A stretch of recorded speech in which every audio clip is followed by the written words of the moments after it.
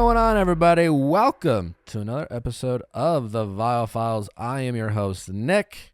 I hope you guys are having just a wonderful day and a great week, and thanks for tuning in. Chrissy, how you doing today? I'm doing great. Sounds like keep it together here in Montana. We got a fantastic episode for you today. Dr. Alexandra Solomon, who is a professor at Northwestern. Little props to our Amanda, part of our social syndicate, took a class of hers at Northwestern, a very popular class, world-renowned class. We're just ticking off the Northwestern stuff. It's our third Northwestern. It's a good school, so yeah. I mean, it was fantastic talking to Dr. Solomon. She is an expert in the field of relationships and sex, and like I said, teaches a very popular class at Northwestern. And we talk about all things relationships, dating, hookup culture, kinks. We have a brief discussion porn. of Ari Hammer stuff, porn. The role it plays in relationships. Is it good? Is it bad? I don't know. You have to listen to find out. But I'm sure you guys will find this as interesting as I found it to have the conversation with Dr. Solomon. And it was a ton of fun. So we always love having our experts really give us some expertise on the things that we like to talk about on this show. So thanks for tuning in. Don't forget to send us your questions at asknick@castme.com, cast with a K. Send us your reviews. We got some always fun and exciting merch at viallfiles.com. I think that's it. Let's just get to Dr. Solomon. And until then, I hope you enjoy this episode. Dr. Solomon, thanks so much for joining. It's so good to be with you. I'm very excited to have this chat with you. Obviously, we talk a lot about relationships, and dating, and sex on this show. And it's so nice to finally have an actual expert. I mean, we've had experts before, but usually it's a lot. I just say a bunch of crap and stuff. And, sometimes it's nice to check in with people who actually know what they're talking about. So thank you for joining. Absolutely. I was happy to get the invite. Obviously, we have people here. Amanda, who is a part of our team, has taken your class. You teach a class that it sounds like it's incredibly popular. It's even gotten more popular outside the University of Northwestern, and that is it's Marriage 101, right? It's called Marriage 101? It is. It is. And how did that get started? Like, how long have you been teaching it? What got it to be so popular? I guess give us a little background on your class that you teach. The backstory is that back in the late 90s, I was a graduate student, and two of my teachers and mentors had been practicing as couples therapists, for many, many years. And they were both feeling frustrated by the amount of just distress they were seeing among married couples. And they started to think about prevention. Like, what could we teach emerging adults like 18, 19, 20, 21-year-olds that would be helpful as they start to enter the world of love, sex, dating, relationship. And so I was a grad student at the time, we built from the ground up. Like, we scoured the relationship science research, we interviewed couples therapists, and we built from the ground up this curriculum that we called Marriage 101, Building Loving and Lasting Relationships. And we launched it the first time in 2000. And as you said, Nick, like, it has just grown over the years. It's been featured in media stories around the world, and it is wildly popular, both on campus and elsewhere. And it's a course that basically does two things at once. It offers academic learning, right? So there's papers and there's quizzes, and they're reading research and they're reading clinical science, but then it's also experiential. So we have these small group discussions where they basically are interviewing their friends, interviewing their exes. One of their assignments is they need to go on a date, like ask somebody on a date. They interview their families. A lot of what we do, which I hope we'll get into, is basically understanding the stories and the frameworks that we come into our relationships with. So it's just high quality sex and relationship education, and it is a huge source of like pride and passion for me. Yeah, that's awesome. I mean, let's just start there, I guess. I mean, what are some of the things you talk about, like understanding where we come from, or understanding our family dynamic, our relationships with our parents, our sisters, that play such a significant role in our own relationships? And what are some ways that people listening could, tap into that without, taking their class? Maybe they're just not going to Northwestern, or they just don't have the time. But what are some things that they could look into to better understand why they react in certain situations or their own relationships? Yeah, exactly. So, yeah, I mean, over the last, in the, 20 years since this class launched, I have become increasingly passionate about, okay, how do we take this and export it to more and more and more audiences? And that now takes the form of, books, conversations like this. I have an e-course that we call Marriage 101 for the Grown and Sexy. So now anybody anywhere on earth can sort of take Marriage 101 in a more informal way, no quizzes.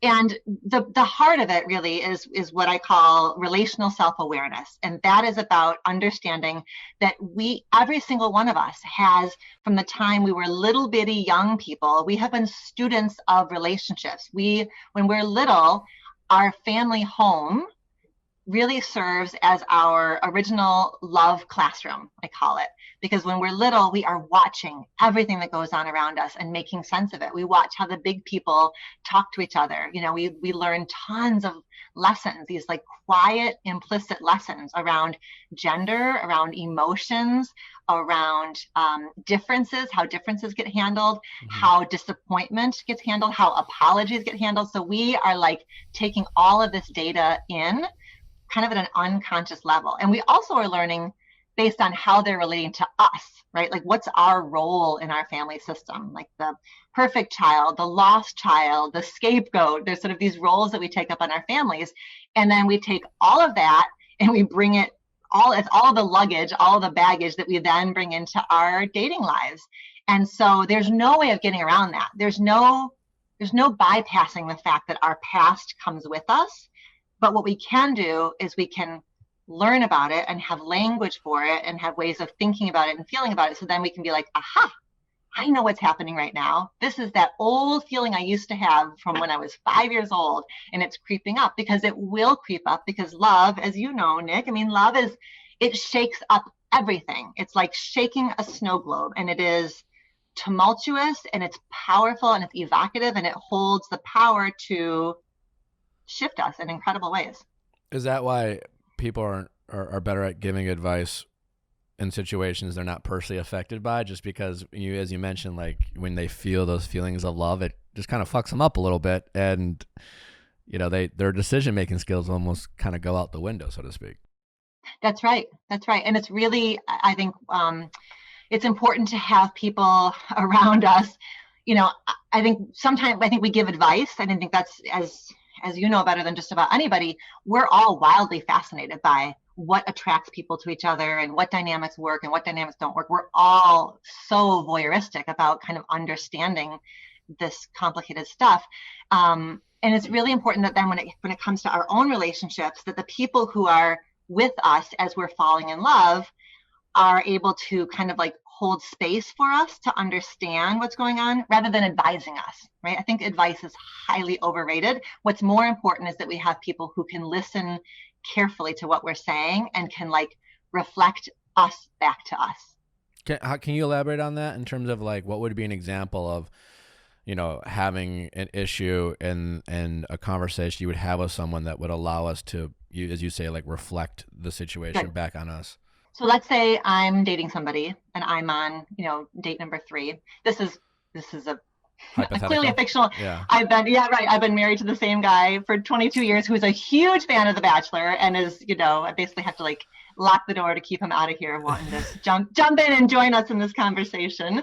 But if I'm, like, let's say I'm in the early stages of dating somebody and you and I are friends, and I say, Nick, here's the thing. I really love these qualities about this person, but like, look at this text. Look at this text that they sent me. And what do you think of this text? And what do you think I should do? And I'm going to be basically like hooking you in, right? Because that's pretty compelling. Like I'm asking you to weigh in and get in the trenches with me. But everything that you say to me is experienced through the lens of your experience and your belief and your perspective. So you may start giving me a ton of advice. Like, no, that's a huge red flag. Like, don't do that. And that's not going to work. And you got to walk away and they're no good. You may come at me with a bunch of advice very quickly, because that's just sort of how we do it.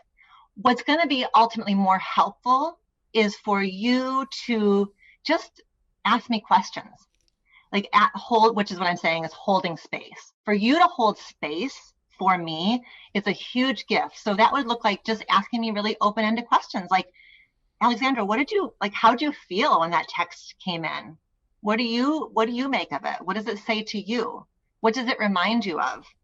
And then if you just really, really want to give me some advice, maybe then you would say, I have some thoughts if you're up for hearing them, right? So kind of that asking first is so helpful. So you'd say to me, hey, Alexandra, I have some thoughts on this based on what I know of you, based on what I know of your relationship history, based on some of my experiences. Would you want some of my thoughts or some of my opinions on this? So I love that idea of clarifying, right? Mm-hmm. If you're going to come in with some advice, can you clarify first and just ask if I'm ready, open, and available to hear your perspective? Because it may be too much, because my most important work on date 3 of a brand new relationship is figuring out how the hell I feel about it. Sure. Like whether you like the person or not, or a certain situation, or just anything. Mm-hmm. Well, yeah, whether I like them, whether I feel like this is sort of a troubling sign, and figuring out, like, am I reacting because it's my issue that I'm bringing in, or is this really, this person has got some things that are problematic indicators? Because sometimes it's my stuff that's getting kicked up rather than the problem with the person themselves. Do you spend as much time, like it sounds like you do, but focusing on, you got like marriage 101. So obviously we're talking about marriage, but it sounds like so much of the work can be done like in like the early stages of life, or early adulthood, early dating, before we are married, before we're engaged, or before we're in serious relationships. Mm-hmm. Absolutely. Yeah. The class, right. So even just the name is sort of an ironic name, right? Because by and large, 20 and 21-year-olds aren't thinking about marriage. That can feel quite off in the distance. Although what's interesting is, like, when we first started the class in 2000, we would have, I don't know, a quarter of the class would be engaged. So it really highlights how in the last 20 years, really, the age of entry into marriage has gotten older and older and older. But I do, for sure, I think there's things that I want people to be thinking about, like when they're 16, 17, 18 years old.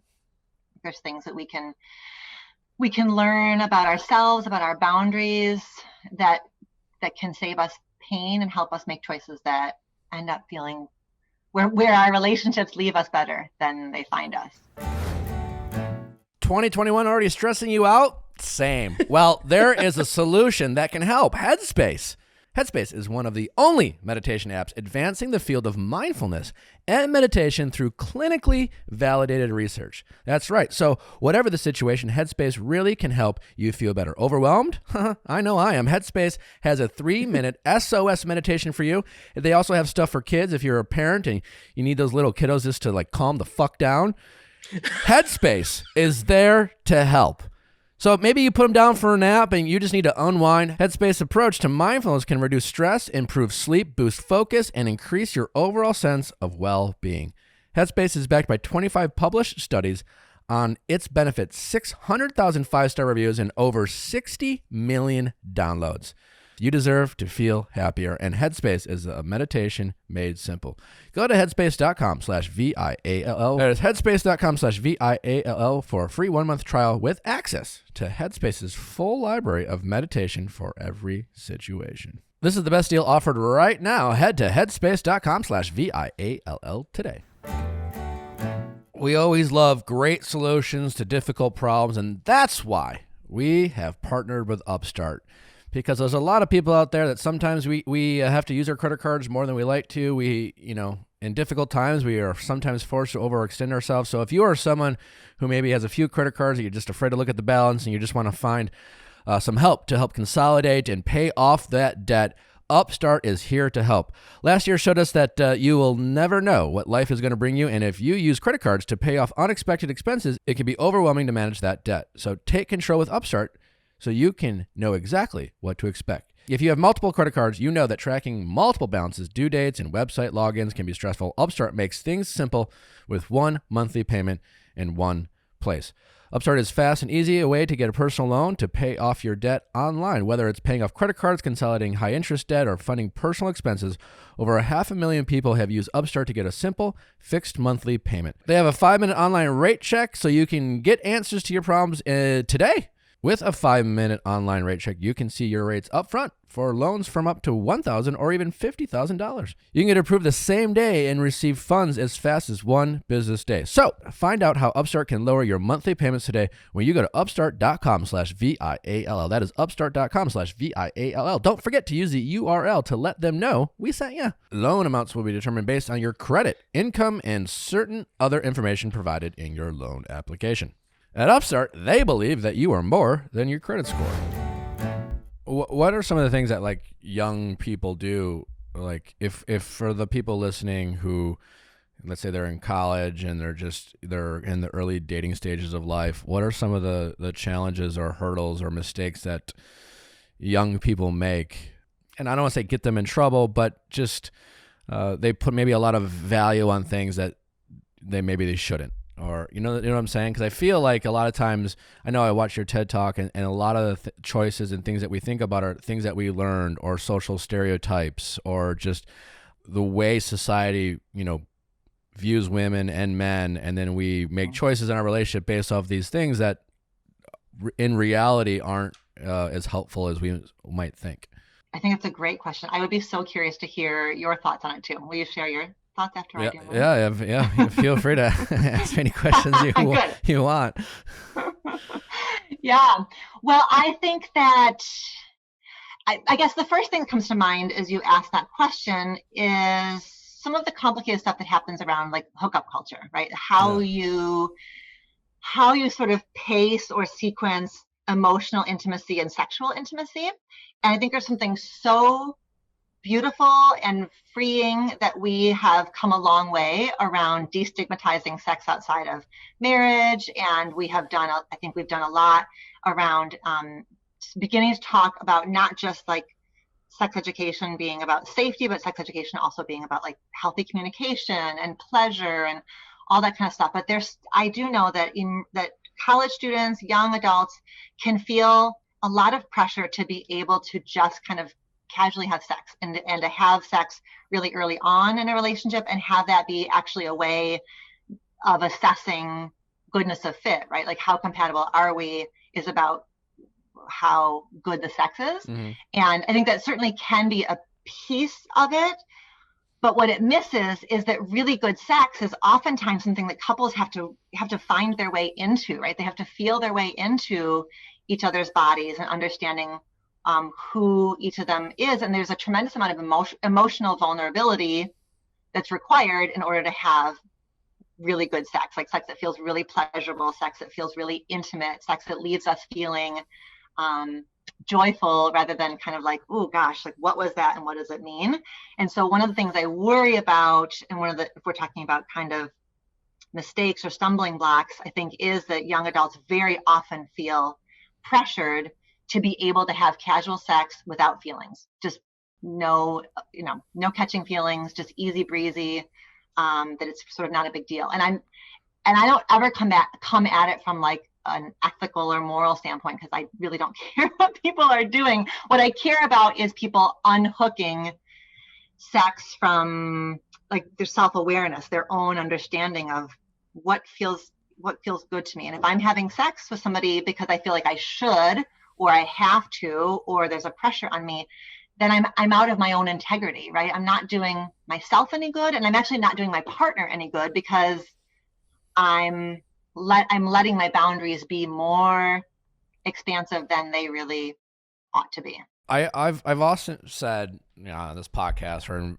just with friends, that like the biggest liar we'll ever know is ourselves, and I feel like that goes along with the self. I mean, I put a lot of effort in my own self-awareness and things like that. And you said, I think somewhere I saw that there is no such thing as emotionless sex. Is that true? And kind of compounding on what you just said, I will talk to a lot of people who will be like, it didn't mean anything, or it doesn't mean anything. We're just having fun.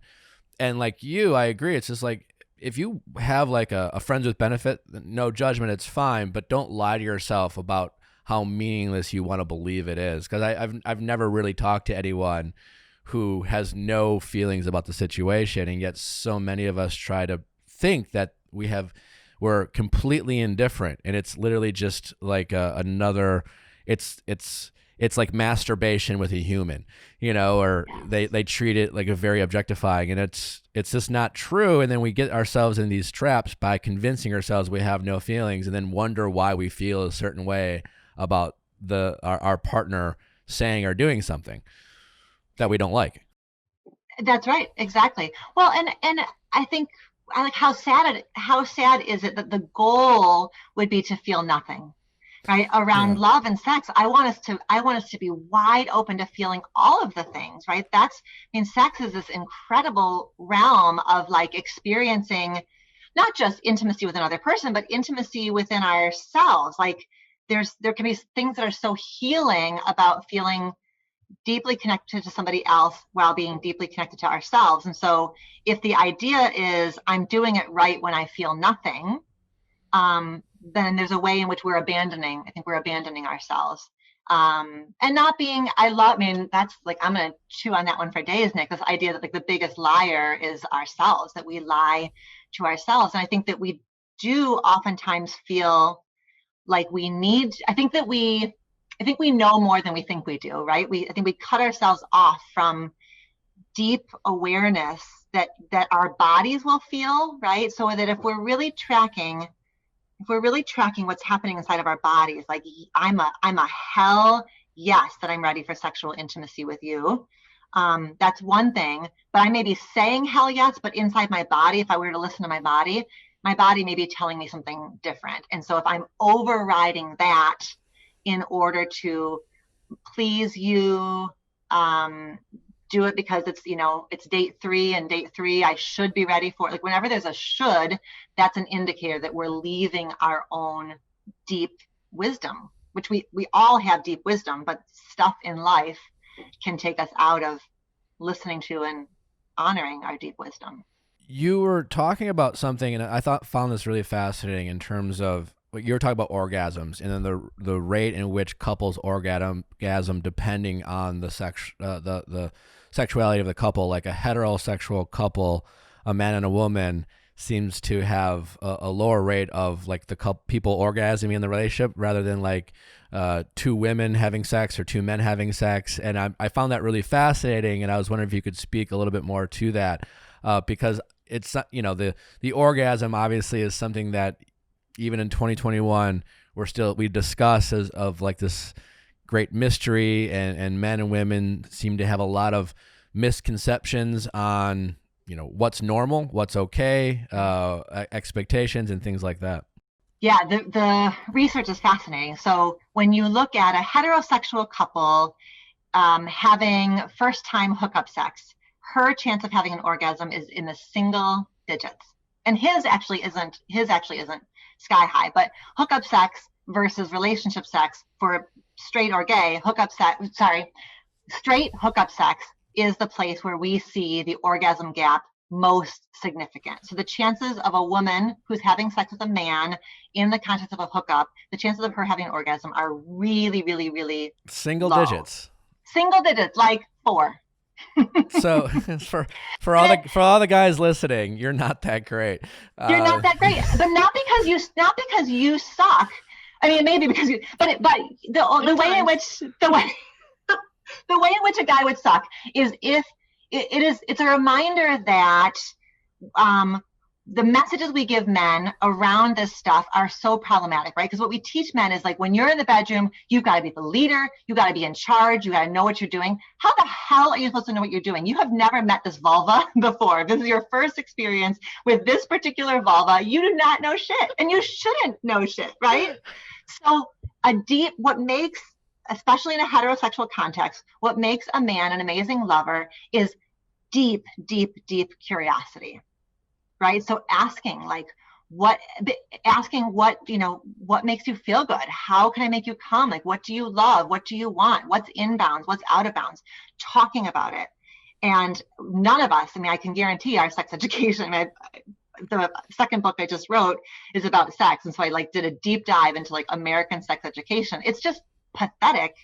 The few skills that how little we learn in American sex ed. So that none of us have learned, our young men, our men in general, haven't learned how to be deeply curious about a woman's pleasure. And things like mainstream porn, all that kind of stuff reinforces the idea that in a man's head, that what being a good lover means is that I am totally in charge and I don't ask questions. And that's exactly the opposite. A good lover is a lover who asks questions, who really wants to understand, how does your body? I don't know this body of yours. I'm just getting to know this body of yours. How does it work? What does it want? What does it need? Here's the thing about snacking. Pro of snacking is that it keeps our metabolisms going. The downside of snacking that we often rely on sugary, carb-filled, grain, crappy snacks. Well, High Key combines those two things into one great solution. So you can snack, you can keep that metabolism going, you can not be hungry, and not have a bunch of crappy sugar and grains into your diet. Wonderful, tasty snacks that are good. No added sugar, no grains, no gluten, no apologies. Whether you decided to dig into a bag of their number one selling chocolate chip cookie or pour a bowl of their delicious protein cereal, High Key has a 100% money-back guarantee, so you can try out all their products risk-free and get your money back, because I'm assuming they don't want to return it after you eat it. No. So congratulations, you get to snack for free but you're not going to want to. Get 15% off your order at high-key.com/files, Files. They'll guarantee you'll love it or your money back. To get 15% off your order, go to high-key.com/files, Files. That's high-key.com/files. I bet you're spending a lot of time at home, people. Just a guess. And now couldn't be a better time to upgrade some of the furniture you've been sitting on for years. And if you're going to do that, look no further than Article Furniture. They have some of the coolest, most stylish modern furniture at the most reasonable prices with a wonderful, easy shopping experience. Why is their furniture so reasonably priced? Because they cut out the middleman. Article's team of designers focuses on beauty, crafted pieces, quality materials, and durable construction. They are dedicated to a modern aesthetic of mid-century Scandinavian industrial and bohemian designs. Fair prices. Save up to 30% over traditional retail prices. Article is able to keep their prices low by cutting out the middleman and selling directly to you. No showrooms, no salespeople, no retail markups. Fast, affordable shipping is available across the U.S. and Canada and is free on orders over $999. All in-stock items are delivered in 2 weeks or less. 30-day return policy with simple returns and exchanges. Article is offering our listeners $50 off your first purchase of $100 or more. Go to article.com/VIALL and the discount will be applied automatically at checkout. That is article.com/VIALL to get $50 off your first purchase of $100 or more. And I feel like both men and women are just as guilty of not creating an environment where questions are viewed as positive, because guys, I've had friends, or even myself, where when you're younger, you ask a question and the response is like, well, why do you want to know that? You get very defensive, or you get uncomfortable because it is awkward, or there's this uncomfortable. My family, we didn't talk about sex at all, other than the fact that I definitely should not have it until I get married. Short of that was clear. Yeah, that was very clear. And so just the idea of just talking about it so openly and so positively is very taboo. So then, forget about talking about sex. What about talking about what you like, that you're worried if someone might judge you for, an interest that you have, and vice versa. And then we have a way of, I don't want you to think I'm weird, so I'm going to say it's weird. I think young couples use the word weird a little too liberally when they're having communication about sex with each other. And I don't know if you have any thoughts on that, but it's something I feel like I've noticed with friends, or just in my life, or just talking to people and things like that. I completely agree. And I'm so glad you brought it up, because it is the other part of the equation, right? So if we're sticking with the heterosexual example here, if he comes to that experience with a deep sense of curiosity about, I want you to feel good. I want us to do things that feel really good to both of us. Talk to me about your sexuality. She may legit be like, listen, I have no idea. And that's because,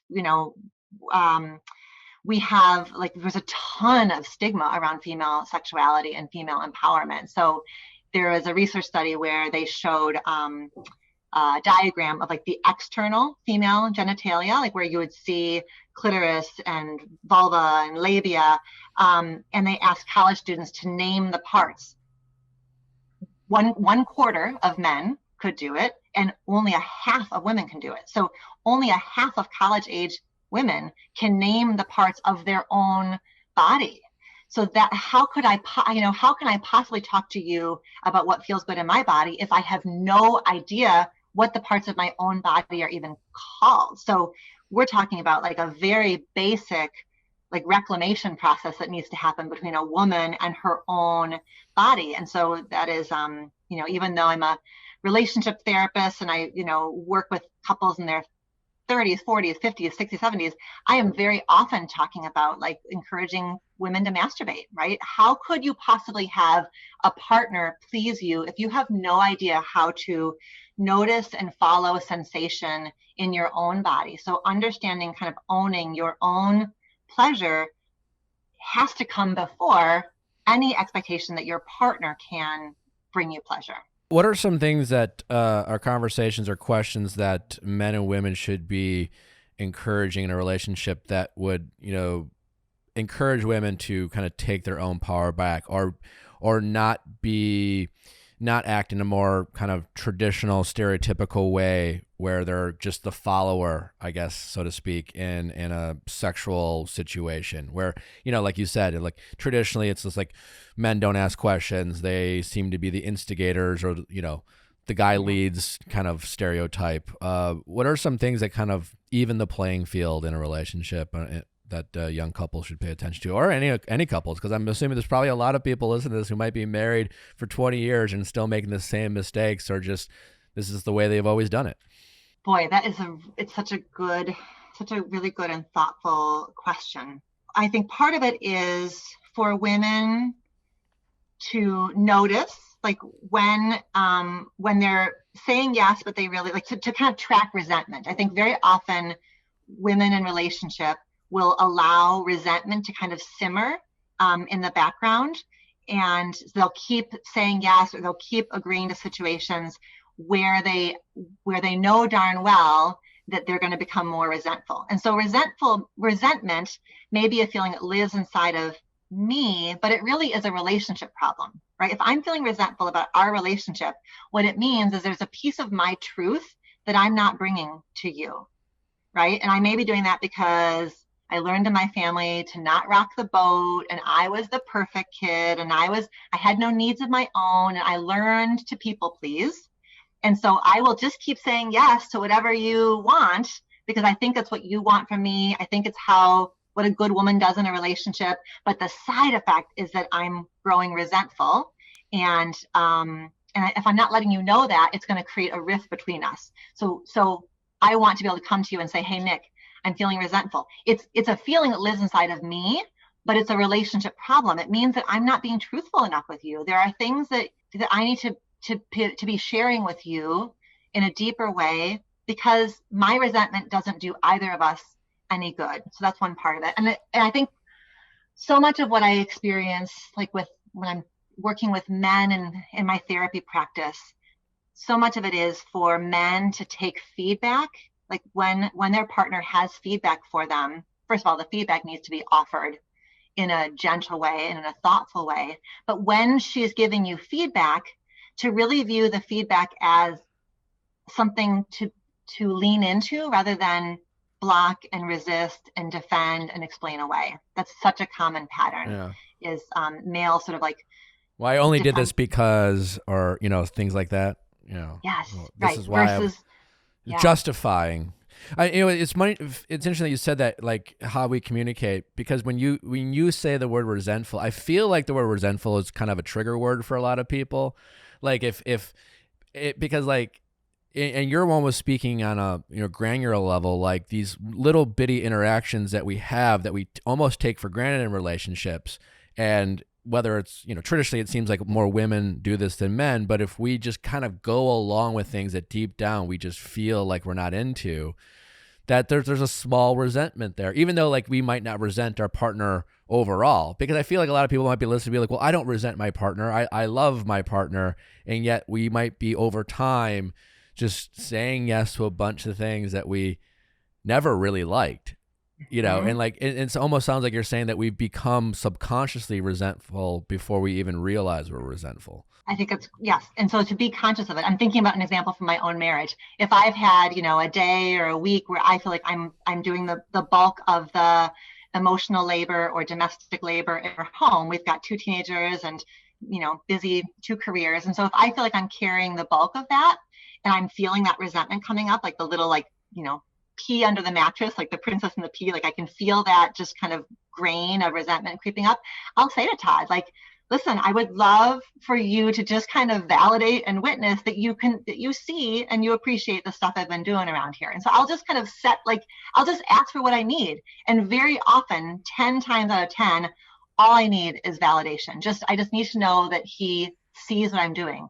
That idea of validating each other, witnessing each other, is like, for people to know how to do that, cuts relationship distress down by so much. And so if I'm asking Todd to validate me, can he take that as an opportunity to be a great partner rather than somehow a sign of whatever, I don't know, nagging him or I'm being demanding? Because really all I'm asking is like, he's done nothing wrong. This is just the state of our relationship. It's just that him witnessing it and validating it is like the medicine that I need to kind of cure and neutralize that resentment. How do you go about doing that in terms of like addressing a situation that's not necessarily anyone's fault? Like, how do you address it without getting anyone defensive? Because like in a way it's just like, hey, there's a problem, I'm upset, I'm like, how do we say it in a way that doesn't immediately make our partner because I feel like that happens a lot, even myself. It's just like, and especially guys have this like innate like tendency to try to fix a problem. It's like, oh, you have a problem, like, okay, well, what do I do? How do I fix it? I'm result oriented. So like, I just feel like that might happen a lot. Yes, a lot. It's like basically how I spend my whole week with the couples that I do therapy with is this exact dynamic, because it's so much about how we condition men in our culture is that to be a good man is to identify and fix a problem. That is, in a relationship, there's research, there's a researcher named John Gottman. His research team looked at kind of conflict. A full 69% of the things that couples fight about are things that cannot be fixed. There's no solution. It's just reality. It's just personality difference. It's just the dynamic.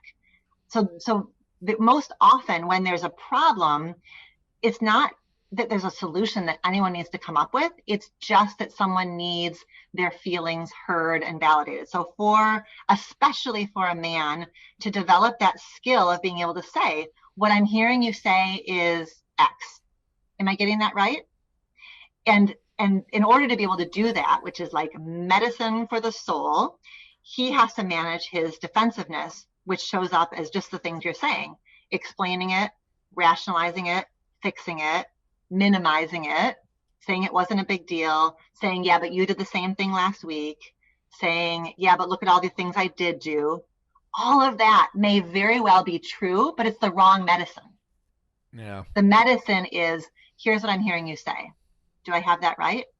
I think it's such a powerful shift for especially a man to make, because we're saying, women get defensive too, but there is something about how we socialize men around exactly what you're saying, around the problem solving, that may work very well in the boardroom or on the playing field, but when it comes to intimate partnership, it just doesn't work. Explaining, rationalizing, defending, minimizing, they just don't work in an intimate relationship. What are some of the things that women might be, say, more guilty than men? So, we have probably more women listening to this than men, but where can we bridge the gap of understanding in terms of ways we can help make our partners more successful? I think we already talked about one of them, which is like being pleasing rather than being truthful. I think that's a big one.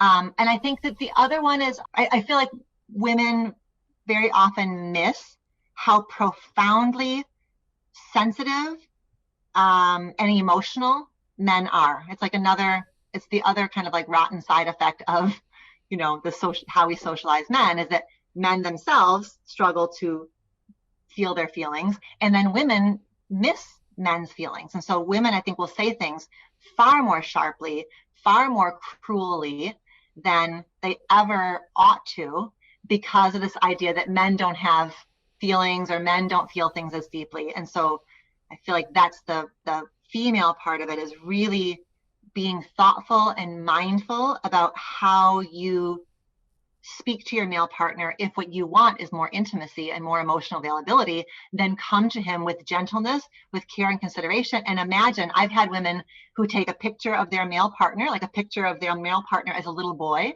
and they take that little boy picture and they stick it to their fridge so they can remember, like, inside of my big, strong, tough male partner is this little boy, like this tender, vulnerable, emotional little boy. And he deserves me to speak to him with care and to give him the benefit of the doubt.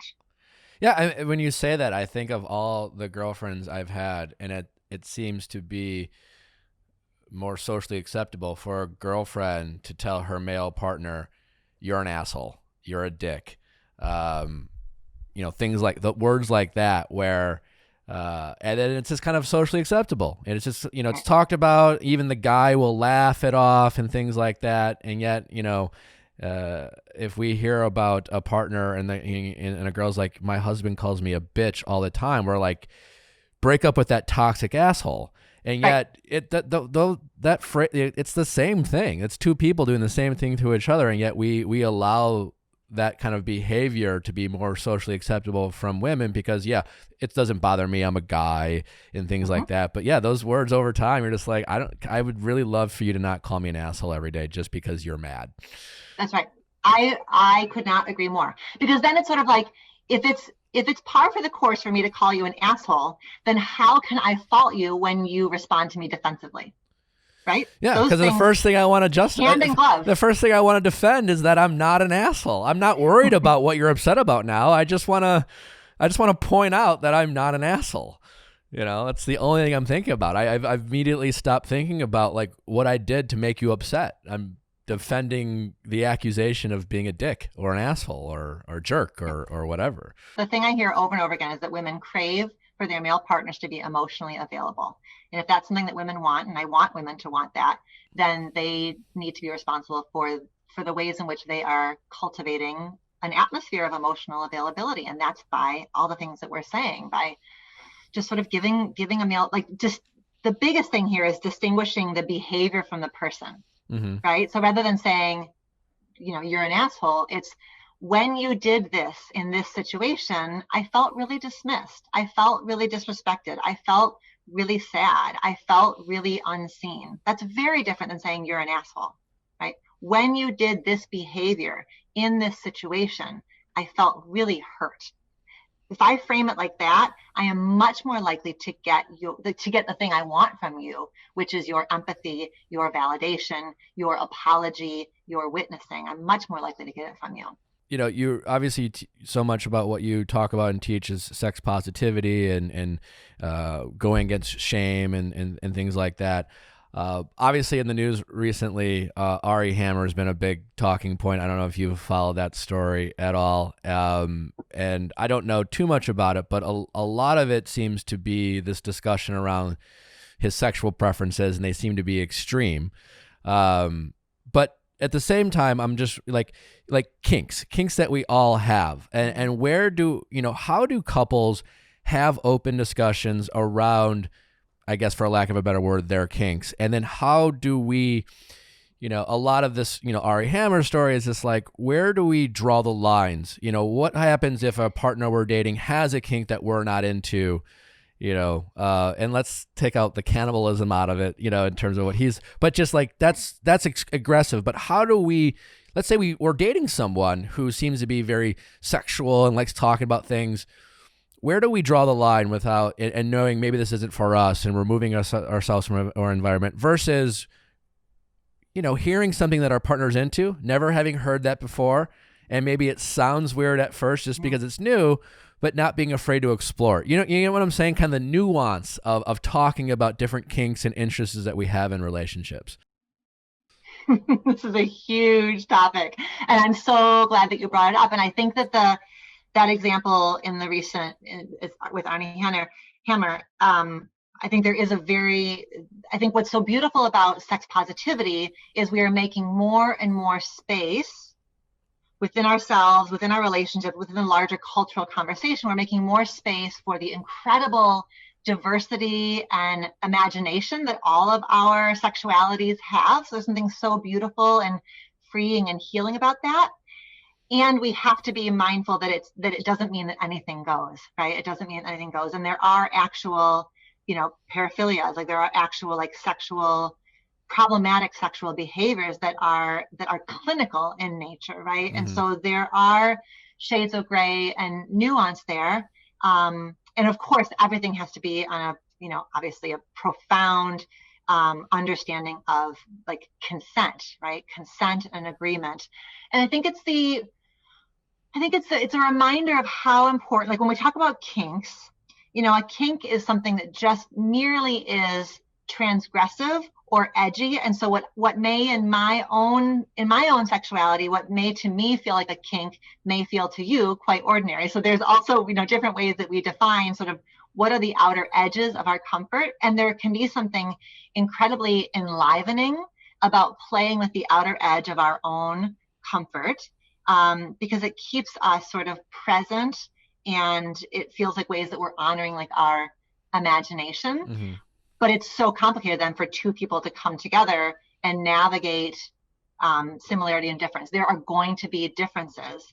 And I think especially if what we're talking about is like a very casual first time situation, it's entirely too much to expect a brand new relationship or a casual relationship to be able to handle something as vulnerable as a kink and a deep understanding of where does that kink come from for you? What does it mean to you? How can I meet it in a way that helps us both feel safe? And so I think that in a solid relationship, there are ways that couples over time can start to open those doors, and it requires conversation, and it requires safe words, and it requires boundaries and parameters, and it requires both people to be able to say, I love you, and I'm a really clear no on that. And you can tell me how you feel about that. We can talk about it.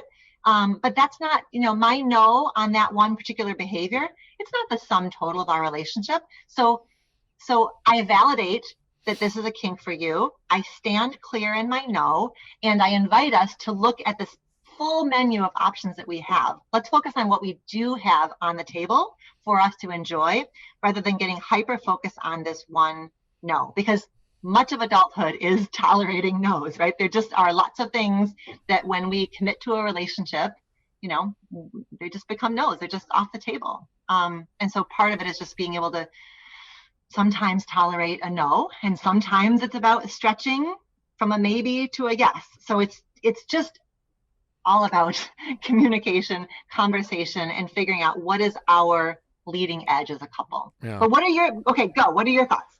I just went on. No, I mean you're the expert. I think my interest in having you on, maybe it's my own vanity, is like a lot of the things that you I talk about and say I'm like totally agree with, and I feel like it makes a lot of sense, and topics I like to learn more about. I'm actually curious, without putting you on the spot, and it's fine if there's a no, we can move on. Do you have any thoughts or opinions on how much do you know about that Ari Hammer story? Just because it seems to be captivating pop culture and everyone's talking about it. I mean, there is the scandalous nature of it, but in these types of situations, I always like thinking, what's the takeaway? What can we learn from it? Like, what is, things like that. So I was just wondering, are there any thoughts you have on this, and how much have you followed the story, just being someone in your field? So I have expertise around love and sex. I don't have expertise around kink and paraphilias. That's a particular kind of expertise. So I I don't want to say a whole lot. I know what my body felt like as I read, the screenshots. Aggressive. I know that I worry tremendously. I think it's part of the responsibility of being somebody who is, I think about the kind of factors that come together, the fact that he's a man, the fact that he is a celebrity. There's a tremendous amount of power in that positionality. And when we are the one in the relationship with more power, it is our responsibility to make sure that we are deeply attuned to our partner, right? So deeply attuned to saying like, hey, how is this for you? Like when I say this, how does it land for you? And I suspect that he has no ability or interest in doing that, right? And really checking in a deeply emotional way, in an attuned way, checking in and saying, how do you feel as I say that? I don't think he's doing that. I mean, I love how you talk about power, right? And I feel like it's something that couples don't discuss a lot, right? How do you handle a relationship situation where, talk about like alpha and beta and things like that. But, if you're dating someone who identifies himself as an alpha, is that okay to just always assume that person has the power dynamic in a relationship? And how, as a couple, do you, I'm assuming you just communicate, just constantly check in, being self-aware that you might have this power. And if you do, how do you allow your partner to have more power, and how do you shift it? And how do you, do things like that where it's just like, because I've been in those situations too, where it's just like, I feel like I don't want, for me, I don't like having all the power in a relationship. It just makes me feel uncomfortable. But I don't think everyone feels that way. Well, I think we'd be hard pressed to find a situation where across the board in every domain, this person is always the alpha and this one's always the beta. I suspect that that's impossible. Mm-hmm. There are too many nuances and too many intersections, right? So if we just think about sort of like identity variables that, like, let's think about if there is, if we're talking about like a same-sex male couple and one is Black and one is white. So they both occupy positions of, marginality around sexuality. They both are part of a sexual minority. And the Black man occupies a marginalized identity around race. And the white man occupies, he has more power because he's white, right? That's the dynamic. Mm-hmm. But let's say the Black man has his PhD and the white man, has his GED. Okay, now the Black man's more powerful around matters of education. And let's say, you can just kind of take it right down to the bone. Let's say the white man is more, extroverted, and so he has more power around their social lives. And so there's just too many domains where it's cultural power, it's whatever you and I decide is power, it's personality-based power. It's too complicated to ever say, listen, what I want is for you always to be the alpha and I'm always the beta. It just isn't going to happen. Mm-hmm. And power isn't bad. It's not a bad thing to be more powerful. It just is in a moment when I am aware that my power is in the driver's seat. It's, as I said before, it's my responsibility to just be attuned to you and check in with you. And that I would want the same in response. And it's why I have learned so much from learning from people who are deeply invested in the kink community and the BDSM community, because in those communities, conversations about power exchange, being really conscious about who's in power, and when I'm in power, here's how I'm going to check in with you, and here's the words we're going to use. Like, I love learning from those communities where there has been so much intentionality around power, and it applies to even couples who aren't practicing kink, and even outside of the bedroom, right? Down to, who am I going to move to your town? Or are you moving to my town?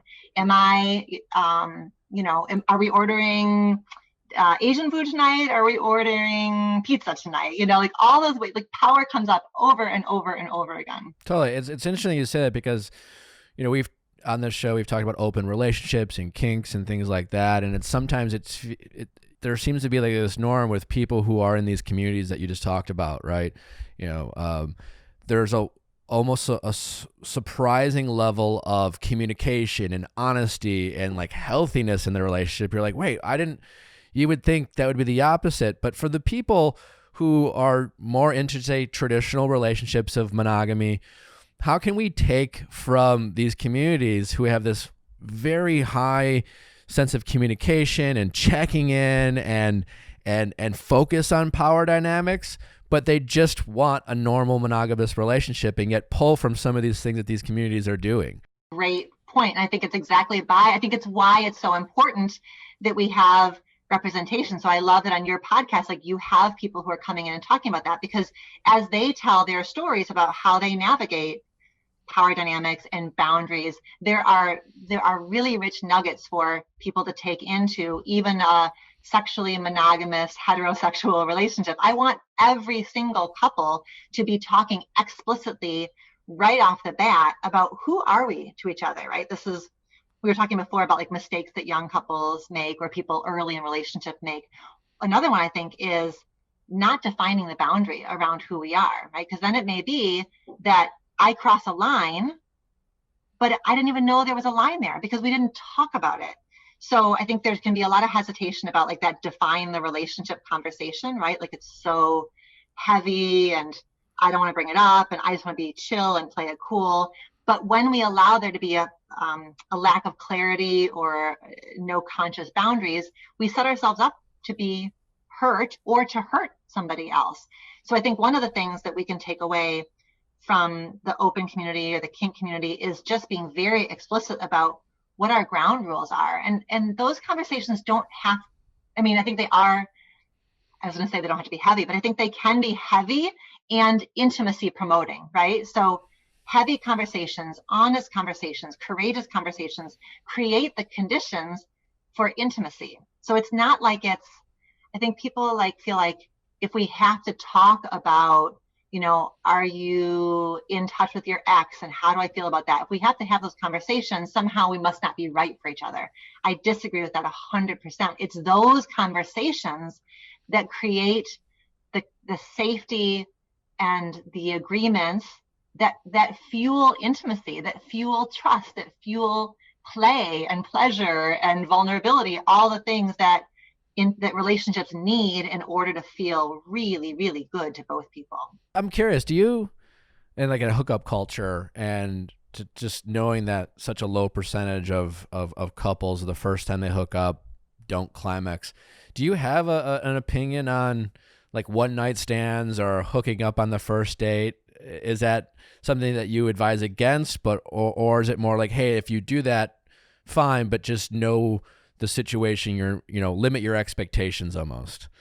I would want the person who's going into a one night stand to check in with themselves first. Why am I doing this? And if the why, and there may be times where a one night stand is just what the doctor ordered, right? It may be like I'm coming out of a relationship, or I have this like sense of adventure. And so if I can be safe, like physically, safe and sober enough to be noticing and the other thing I worry about with one night stands is if it's a one night stand that's paired with a lot of alcohol, I worry a ton about consent and communication and safety. But I think there are situations where a one night stand can feel really healing for somebody, like it can feel like a reclamation perhaps. But again, it's hard to imagine it going well until and unless the two people have talked about like, what are we imagining? What are we envisioning? And again, like I think we have this romantic idea that good sex is just two people falling in bed together and there's no need to communicate because it's just like in a place so far beyond words. And that's a romanticized idea. Good sex is actually that two people have a really clear understanding of not like at minute 1, here's what we're doing in minute 5, not like that, but just a shared foundation of what the playground is, how big the playground is, what's in it, what's not in it. And that's having that basic safety is what allows the good stuff to come, which is the spontaneity, the play, and the expression. Yeah, it almost sounds like there's two different things we should think about in a hookup is like, why are we doing this? Like you said, like why are we choosing to do this? Are we like, maybe it's liberating and we just got out of a breakup, or are we doing it because we want that person to like us and we're afraid if we don't hook up, they won't? And then the other thing is like, like, what are our expectations of the situations? What do we hope to get out of it? Like, if it's just a liberating feeling, maybe that's all we want to hope to get out of it. If it's getting the best orgasm of our life, maybe we should set our expectations more realistically. Exactly. Right. Yeah. I also, I've heard from so many men that that hookup sex is really challenging for them too, around getting and maintaining erections during hookup sex, which makes 100% sense. I have a friend of mine who said, it took me a bunch of really crappy hookups to realize that there's a direct line from my penis to my heart. And that when I'm in a hookup, my penis is not particularly cooperative because it's connected to my heart and I don't feel emotionally safe. There's definitely, I mean, we've talked about a little bit on this show, but the stereotypes that men, well, there's a lot of stereotypes, obviously, as we already talked about, but the stereotype of guys, it's easy to climax. They always get off. They always want it. Like, if a guy doesn't climax, there's a perception that women seem to have is, it's my fault. What did I do wrong? He's just not into me, et cetera, et cetera. And that's just, in my experience, not the case. I mean, there's, like you said, in a hookup situation, a lot of guys are thinking about a million things too. Like, should I be doing this? Are we using a condom? I don't know. Like, all like, is this safe? Does she like me? Am I doing it right? Is she faking it? Like, right. Wow, she seems to be having a good time. I've thought about that. It's just like, there's no way. Like, I remember having sex one time in an early dating situation, and within minutes, she was saying how she was coming, and I'm like, it's not possible. I'm not that great. Like, I just knew she was faking it. And it was just like, I couldn't, like, my head was just in a weird headspace from that point on. Like, there was no way I was going to climax, because, like, all I could think about is how I didn't believe her. And yet, so often I think there's a lot of young couples who fight because he didn't finish, or he's masturbating, and why isn't he having sex with me instead, et cetera, et cetera. 100%. I think our stereotypes about male sexuality suck, and they, I think, create a ton of heartbreak for men. That then the sad thing is that men, I think some men are able to turn to their friends and say, oh my God, you would not believe this experience I had last night, and share a vulnerable, raw, tender story. But I think that, a lot of men don't feel like they can talk about those experiences that may feel a bit shameful, a bit embarrassing, a bit tender. They don't feel like anybody can hear those stories, and that makes me feel really sad. It's just always we blame it on whiskey. It's the alcohol. I can't, because it's just like, I don't know, I'm stressed out. I have anxiety. I mean, I've had sex with anxiety before, and it's usually with people who I don't have a connection with, or I'm just wondering, I'm just not present, I guess, is the most common thing. Well, and I can imagine how much pressure it feels, as you're saying, because if and when a man loses his erection, he has his own feelings about that, fear, embarrassment, sadness, whatever.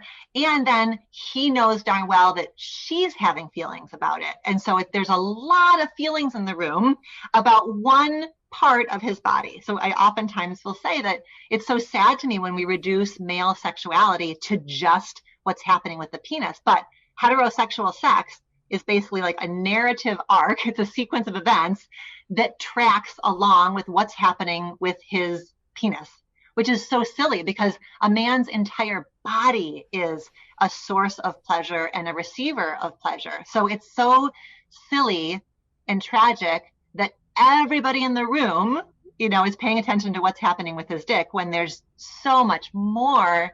His whole body can be a source of pleasure. And in fact, if you want to go to the science, penetrative sex for women or vulva-bodied people, penetrative sex is the least orgasm-producing kind of sex anyway. So his penis is not super important if we're talking about what's going to get her off. And so how liberating would it be? It's probably so hard for men to hear that.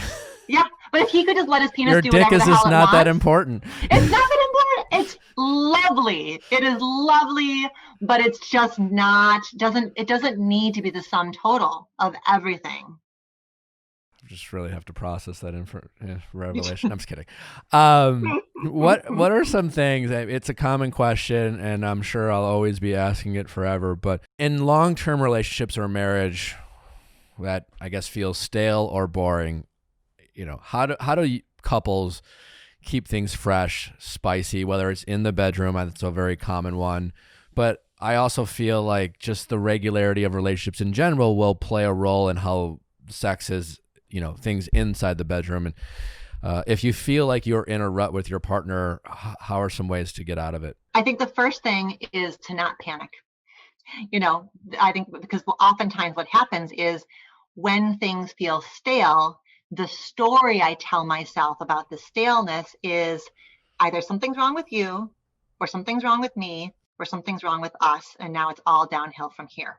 So the first thing I have to do is just not panic, which is why it's a really important message that I give all the time, which is that we have a very romanticized idea that love is always exciting, always fresh. We always have butterflies in our tummies, and to really normalize that isn't the case, and that relationships have chapters and they have ebbs and flows, and that's really normal. And so when you are in what you call it, a dry spell, a rut, call it a rut. When we're in a rut, to really meet that as a relationship challenge rather than an indicator that anything's wrong with anybody. And to say to a partner, like, oh my gosh, what are you feeling a little bit, flat? I'm feeling kind of flat. Like we're a little bit flat these days. Like just to really normalize it and to just name it rather than making it anybody's fault. It's nobody's fault. And then can either one take the lead on what might be a bit creative or playful or imaginative, which doesn't have to be, it might be something kink that might be kind of fun to play, but it might just be that we do something different. We, read a book together, take a class together, it's really hard during this time of COVID, which I think there is something about all of the days sort of running together and there being very limits in what we can do. But what we always have is our imagination. And so what are the ways in which we could play with our imaginations and our creativity to keep things fresh and to just stay engaged with each other? Because that's the part of it too, like just to stay curious about our partners, like to take as a premise that we will never ever fully know our partner because we can't and because they keep changing. And so if we bring that beginner's mind to the relationship and just stay really curious about them, then you don't have to get bored. You don't have to, there's always a question you can ask. There's always a conversation you haven't had yet. There's always something you haven't experienced together.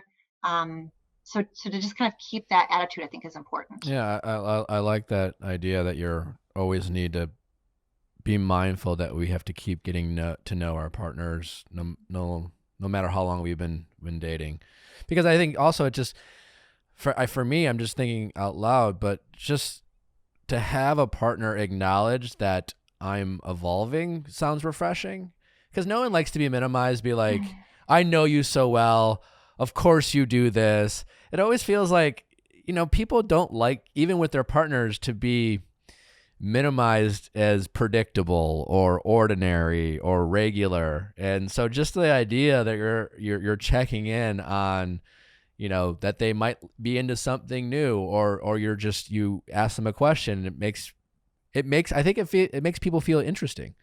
And I think everyone likes to feel interesting rather than predictable. I love that. You're right. Yeah, you're right. I mean, we are always evolving. And I think the other thing that happens is in a relationship, the evolution can feel scary, right? Well, you're different now. Like you didn't used to do that. And so it can, sometimes I think my investment in telling you that you're predictable may be in part my desire to have you be predictable, because I'm scared of losing you, sure. Right? If you do evolve, what if you evolve away from me? So can I meet your evolution with curiosity, and can I step into it rather than being scared of it or diminishing it or minimizing it? Your evolution might stir something up in me, right? It may be whatever, you now have a different kind of fitness plan and you're eating differently, and it may create in me an anxiety of are you judging me, and should I be doing something different? So there's all these layers that it may actually be safer just to say, oh, you're just the same. I know you so well. You're so predictable. Because if we start to look at evolution, it can be a bit scary.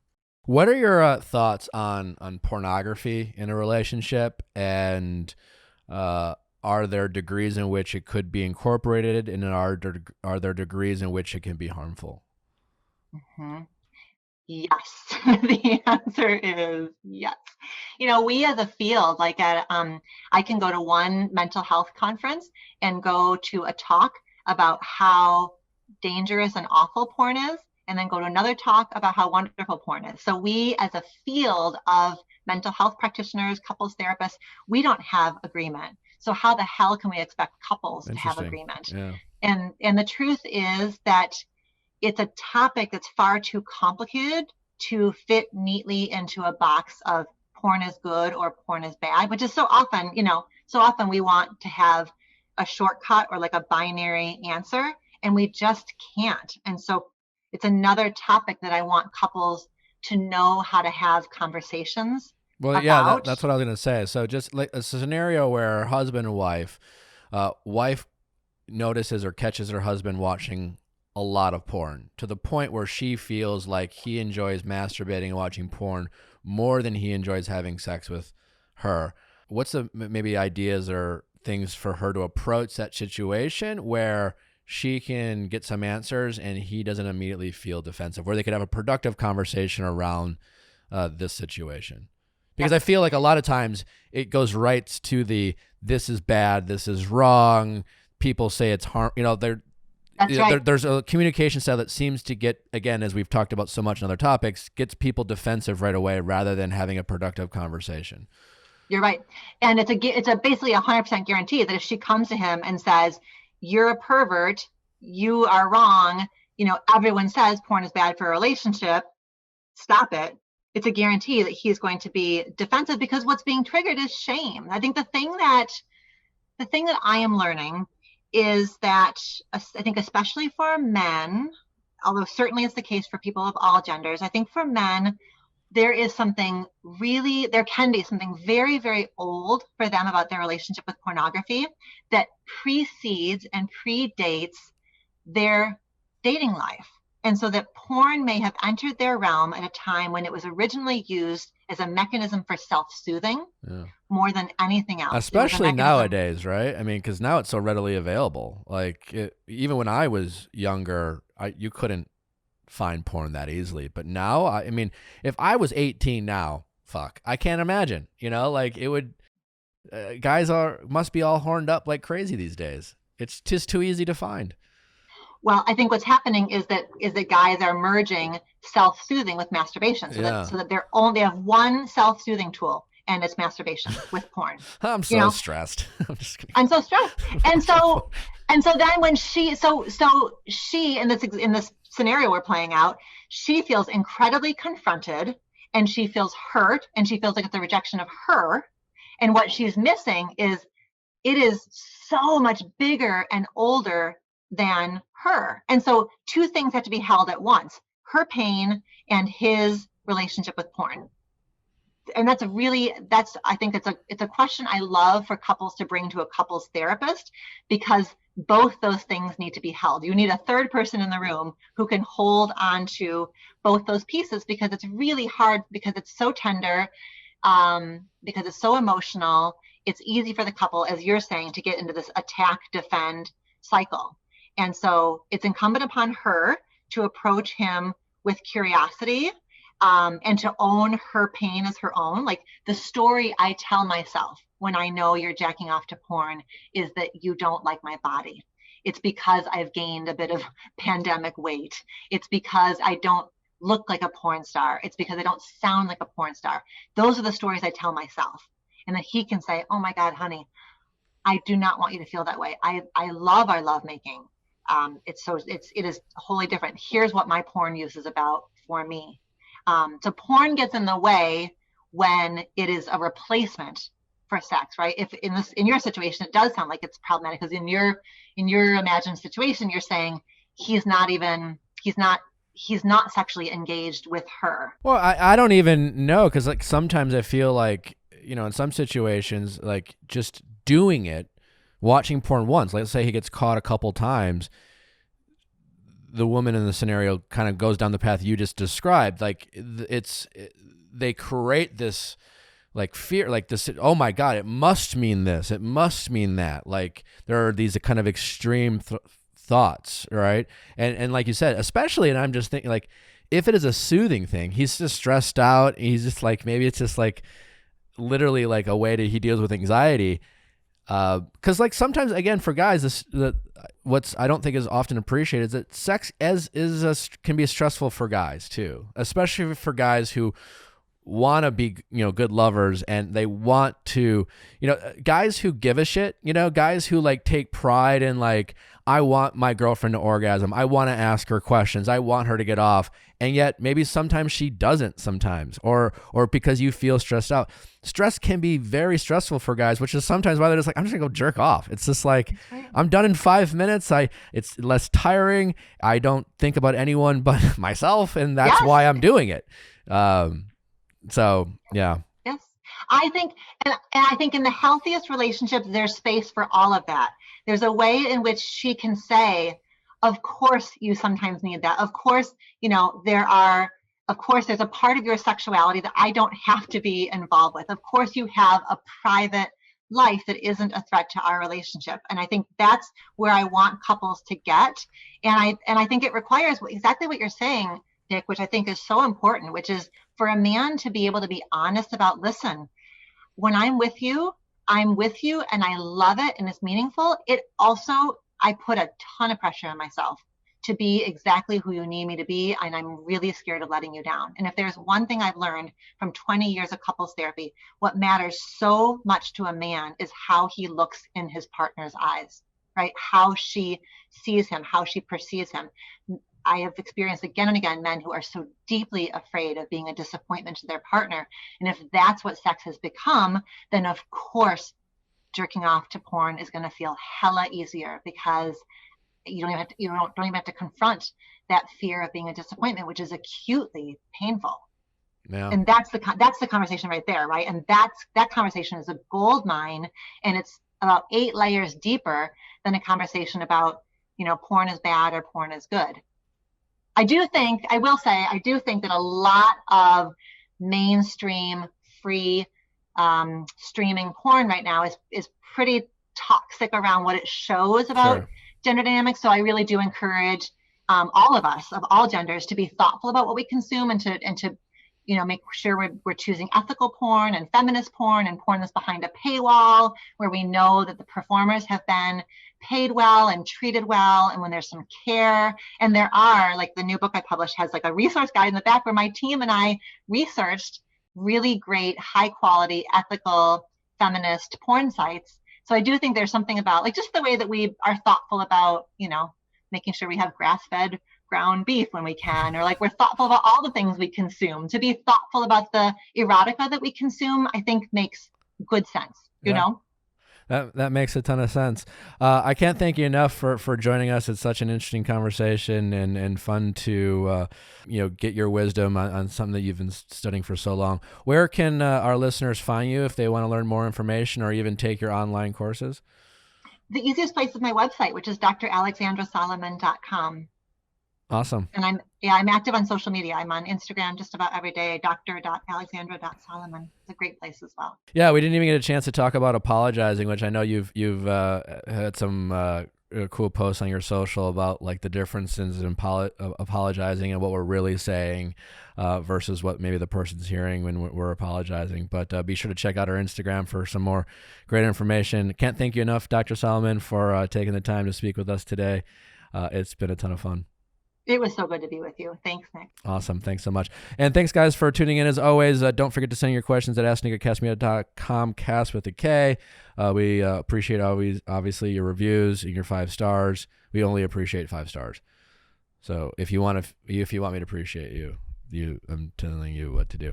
Anywho, can't thank you enough. We'll be back on Monday. And until then, have a great day.